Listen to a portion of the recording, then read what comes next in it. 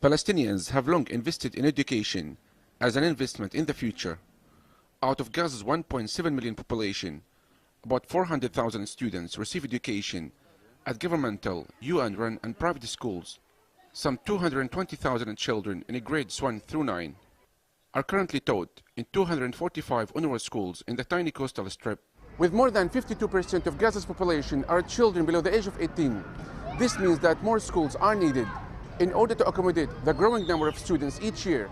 Currently, the majority of students suffer from overcrowding, with 90% of schools work on double shifts. Gaza's classrooms are now severely overcrowded and often accommodate up to 45 or more pupils in a class, with 3 children seated at a desk designed for 2, where one school building serves 2 completely different sets of teachers and students. Due to lack of classrooms, the Ministry of Education in Gaza say that there is a need to build at least 200 more new schools to overcome the increasing number of students in the tiny strip, where the ongoing 6-year-long Israeli siege has hampered the construction of new schools.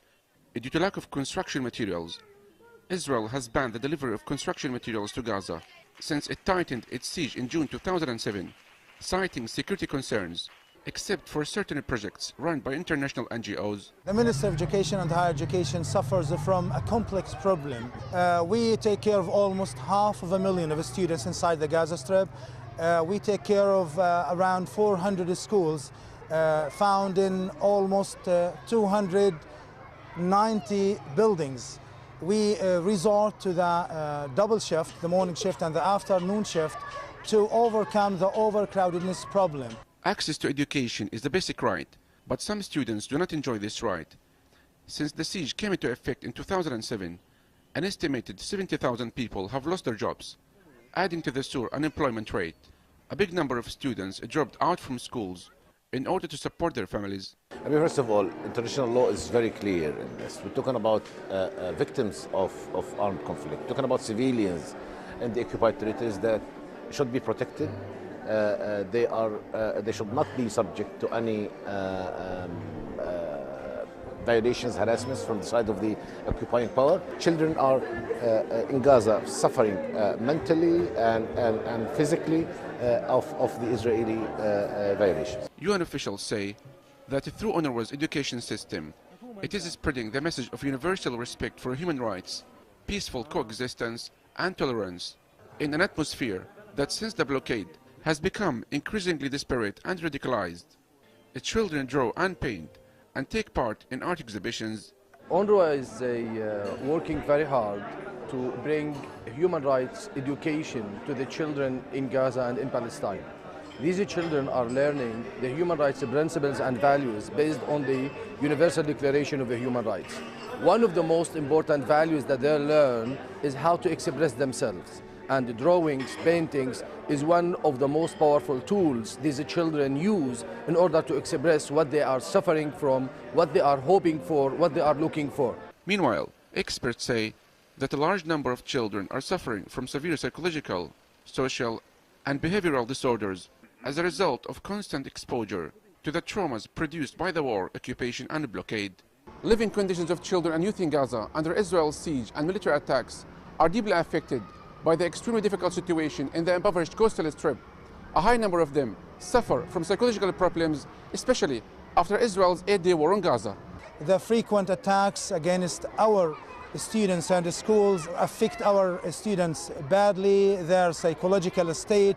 Many of them suffer from the trauma after the last war or attack on Gaza last November.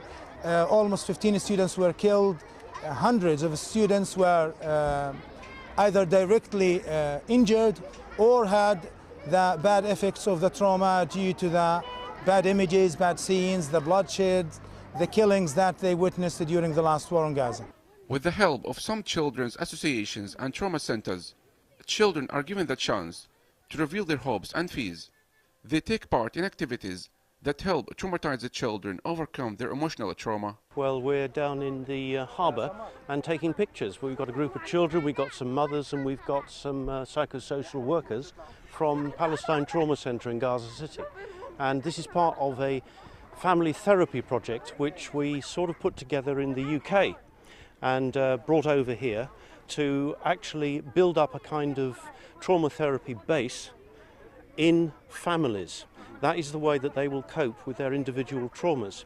And there are many activities, partly to entertain and help the children find a way of playing again, which is actually very important once you've experienced trauma. Well, the first thing to mention is the obvious thing, which is the traumas that are created as a result of bombardment.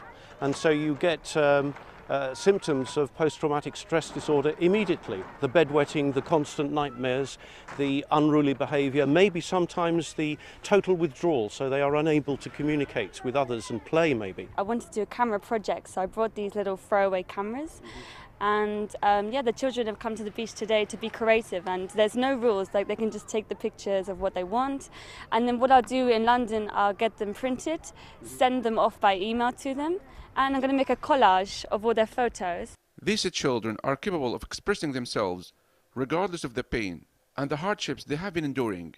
In particular, the repeated shocks of the Israeli bombardment on Gaza a few weeks ago. However, these children are still painting in vivid colors. They are showing smiles as well as tears, and they are showing hope. Children in Gaza are under chronic emergency situation, as the experts define this situation, because it's a continuous engagements and continuous war situation. That's why we're focusing on the family therapy and raising awareness of the families in order to help them to self-care, to have to equip them with needed information to deal with their children in post-crisis situations. These children and their parents are resilient in the face of aggression, but only just. There is not enough professional psychological support to help them, and they wait in dread every day for the next bombardment. Every time they hear the roaring sound of F-16s or buzzing drones, they have flashbacks to the traumas of war. Yusuf Al-Hilo for The Real News, Gaza.